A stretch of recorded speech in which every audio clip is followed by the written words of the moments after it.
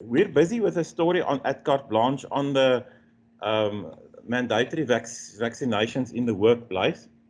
And our story was triggered by the two recent CCMA rulings, where it was basically said that where participants contested the right of employers to dismiss them when they're not vaccinated.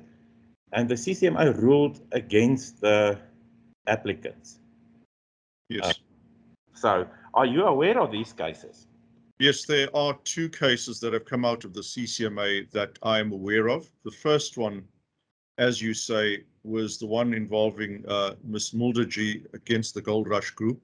And in that particular case, the employee had actually been dismissed after refusing to agree to a mandatory vaccination regime that the employer had imposed.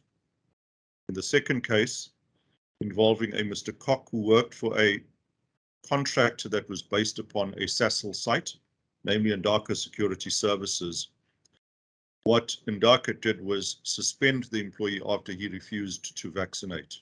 So there was no dismissal in that case, but there actually was an effective suspension, which in essence said, stay out of this workplace until such time as you vaccinate or actually agree to pay for a test which would show that you're COVID negative at regular intervals. And the sticking point there appears to have been the employee refusing the alternative of producing a certificate showing that he was COVID negative on a regular interval basis, as was required by his employer. Yeah. He then took them to the CCMA, and on the day that they received notice of the CCMA action, they dismissed him. Well, I'm not sure about what happened after that. What I've got is the CCMA. I've read the CCMA rulings, and in both of those, well, in the first one that you've just mentioned, the second one actually involving Mr. Koch, I am aware of the fact that he was suspended. I don't know what happened to his situation subsequent to that. Yes. Okay. What are your impressions of these rulings? Do you think the rulings are spot on?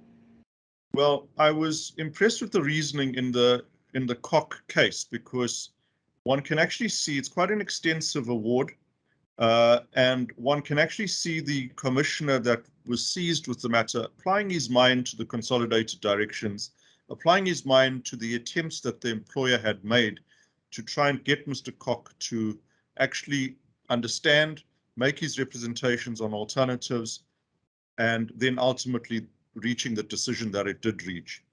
The first case, which was the first one of its sort that came out in South Africa from a dispute resolution body like the CCMA, is not as extensive, but it does deal and touches on the particular issues that one needs to deal with as an employer, and that is assessed by the arbitrator. So they're robust rulings, but at the end of the day, I can't fault them from the perspective in which I'm sitting, yes. Okay, and the consolidated directives, they've been issued in June last year. 11th of June last year, yes. And maybe just explain what these regulations do. They allow, they make allowance for employers to demand mandatory vaccinations. Is that true?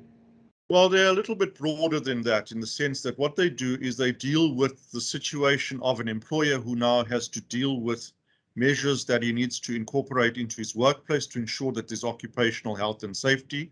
And it starts off from the premise that it's the responsibility of an employer to ensure that he provides a safe working place for its employees. And from that basis, there's a number of requirements that are put in place. The employer must do certain things with regard to limiting the spread of, or in fact, the contamination of people within the workplace. It deals with a number of measures, testing, requirements as far as PPE are concerned, testing as far as the assessment for COVID prevalence is concerned, and things like that.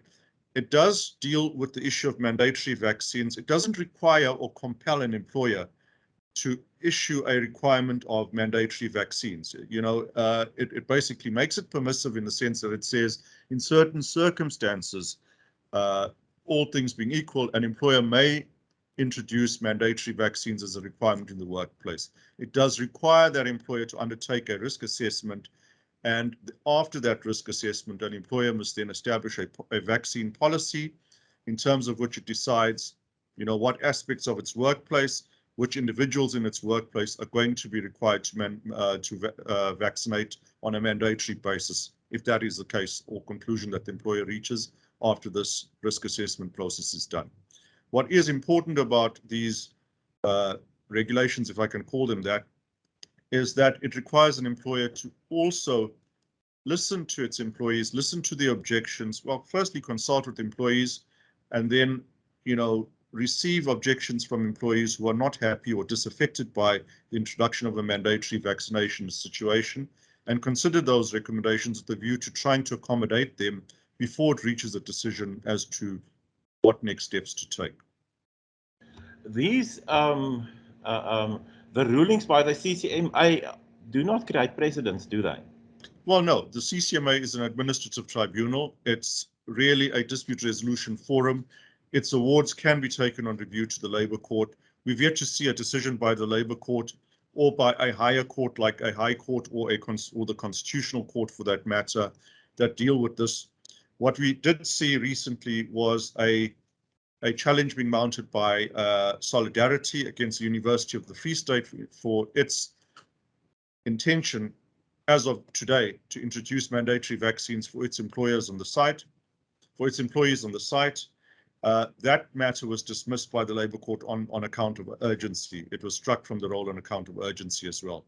The other matter, which was brought by the National Black Consumer Council, was in the Constitutional Court, where they sought direct access to the Constitutional Court for the court to basically declare on, issue essentially declaratory readings, rulings on the position with regards to this particular mandatory vaccination situation. And in that matter, as I understand it, I've gathered that the Constitutional Court struck that matter on the basis as well of them not having made out a sufficient case for direct access to the Constitutional Court. So this whole issue is still yet to be heard in a court of law. In what we understand commonly as a court of law, the jury is still out, so to speak. We haven't as yet had a decision by a court that would be considered as precedent or as binding. These decisions of the CCMA, let me not undermine their value. They are of persuasive influence, and they will have, I assume, some persuasive effect out there in the market. Yeah. In your mind, with the rapidly changing Omicron virus that's now around, and the regulations being issued in 2021, when there was a Delta variant going on, isn't it prudent for employers to rather wait for the courts to decide before dismissing employees?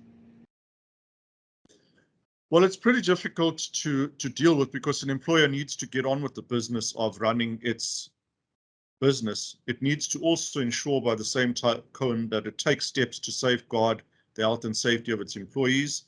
The consolidated directions do require employers within a specified period of time after June 2021 to have done the risk assessment and then to follow on from that to produce its vaccination policy. So it's difficult for an employer to play the waiting game in these situations, with these imperatives in issue. There's a regulatory requirement that you do your risk assessment and then produce your vaccine policy. You've also got to safeguard your employees, as I said, and their health and safety. So I think an employer is in a catch-22 situation. Yes, indeed, the landscape is constantly changing. On the one hand, we've heard about the Omicron virus, which appears to be, less consequence when it comes to fatalities or serious illness as far as this particular virus is concerned. But then again, what we do know is that it's highly contagious, and one still can't discount the risk to elderly people that have comorbidities. You may live with people with comorbidities and take this condition home. You yourself, as an employee, may have comorbidities, and then you're faced with the consequence of coming to work, and there's a state of flux in the workplace. You would be concerned about your health and safety personally as well. Yeah. So in your mind, do you think the the mandatory vaccinations in the workplace um, is okay? Is it a good thing? It's pretty difficult to make that statement as a general statement across the board. I do think that what is important is that there does need to be risk assessments that are properly done. An employer has to properly interrogate its workplace situation before resorting to mandatory vaccinations. I think we've got to respect the fact that people do have rights, and those are constitutional rights in some respects. And what you are doing is you effectively impacting upon those rights and limiting those rights. So before you do that, one has to have an appropriate case to be able to say that. I have some reservations about employers on a blanket basis just simply saying we're going to introduce mandatory vaccines across the board and not have any consideration of a proper informed risk assessment process before reaching that conclusion. Um, when the regulations were issued, employers had some time to come up with a risk assessment. Is Yes. that time now passed? Yes, that time has now passed. All employers who are required to undertake risk assessment should by now have done their risk assessments. In fact, they should by now have formulated some vaccination policy. And if they haven't done so? Well, at the end of the day, I'm not sure to what extent the Department of Employment and Labour is going to seek to enforce these through the enforcement machinery that's available to them. It doesn't appear as though anybody's pushing that particular issue. But strictly speaking, you are required to have done it by now. So currently in South Africa at the moment, as things stand, the mandatory vaccinations in the workplace still make sense. It would appear that there is room for argument that in some quarters, in some occupations, in some workplace situations, mandatory vaccinations are going to be required. One doesn't know what's going to happen with this particular virus. It may become like, the Spanish flu, in a few years' time, or in a short period of time, it may become nothing more than a common flu. But at the moment, That's the medical science. Yes. At the moment, there still is an argument to be made for, considering mandatory vaccinations as part of your. Yeah, and as you said, employers currently don't do it willy-nilly. I mean, they don't just decide one day that we're going to do it. The procedures has to be followed, and the employees must have options, must be given options. Yes, employees have to be given. The employees do have options. Employees do have rights. Those rights have to be taken into account because one mustn't forget that ultimately you could be faced with a situation as Gold Rush was, where an employee flatly refuses to vaccinate, and then you now have to go down that road of having to deal with the continuity of that employee's employment. And, it's another controversial issue as to how do you then deal with it. Do you then dismiss this employee, and on what basis do you dismiss the employee? One can't really say that an employee who conscientiously believes that they don't want to vaccinate is misconducting themselves if they say, no, I don't want to vaccinate. So conventionally, the wisdom out there is that one deals with it as an incapacity process, very much as one would deal with the situation of an employee who can't perform a task that one expects them to perform, who can't contractually perform their responsibilities. You deal with it through the route of incapacity. There's a school of thought that says that maybe you should be considering retrenching those employees because it's a no-fault basis situation. There are various schools of thought around this particular issue. And dismissal is different from retrenchment. Well, it would also be a form of dismissal, but it's just how you get there, the modality that you use, whether you deal with it as incapacity or whether you deal with it as basically saying, we accept that you don't want to vaccinate. We as the employer, you must accept that we can't continue to countenance your presence in the workplace if you're unvaccinated. We'll pay your severance package. We understand that it's now become operationally impossible for us to continue to work together. Do you have any idea if the countries that abandoned all COVID restrictions still require mandatory vaccinations in the workplace, or are you not aware of any of that? detail. I'm not aware of any of that. I mean, I think each country follows their own rules, you know, and has their own requirements as to how they're dealing with the situation of vaccinations, both at an enforcement level from a government point of view, and then individual employers as they seek to manage the situations in their own workplaces. And then just one last question. This seems to be quite an active discourse in society at the moment, the issue of mandatory vaccinations. Do you also get a sense of it? Are you guys approached by people? Or, I don't know what. Does it seem to be an important issue in society at the moment? Yes, by no underestimation, it is an extremely controversial issue. And I think it's because it impacts upon rights that are important to people. I mean, people's, you know, religious freedoms, people's right to bodily integrity. And one hears even more now, so people suggesting that this impacts upon their non-derogable rights, such as their right to life and their right to dignity, which generally, you know, cannot be limited. And for that reason, what you are seeing is people taking this seriously where they have objections to it. Employers are also taking it serious because one can't underestimate the extent of death, loss, and suffering that COVID has caused throughout the world, not just in South Africa. So it is a point of concern.